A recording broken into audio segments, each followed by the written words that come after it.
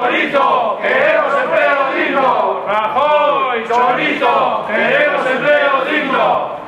Desempleados en la zona de Oarsoaldea. Lezo, 479 personas desempleadas.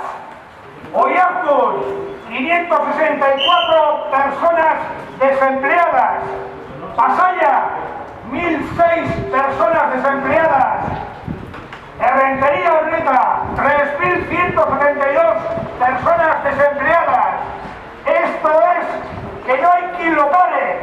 Por eso, y por mucho más, es necesaria la movilización de toda la ciudadanía en contra del desempleo, en contra de todo tipo de atracos y de manejos económicos que existen actualmente en el Estado. Bueno, pues estamos aquí en esta concentración que hemos convocado a todos los sindicatos y asociaciones en estos momentos y nos estamos aquí concentrando frente a Lanbide, al ente de Lanbide, protestando por la gestión que está haciendo, la eficiencia que está desarrollando Lanbide, que no está haciendo nada. Es un ente que lo único que te llama es para renovar o sea, estamos aquí protestando pues para ese tema, porque esto se vaya corrigiendo y sobre todo que tiene que haber una movilización social ya, tiene que haber una movilización social.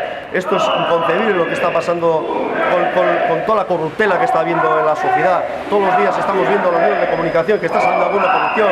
En estos momentos se está viendo unas cifras de paro escalofriantes que sí también me gustaría nombrarlas un poco.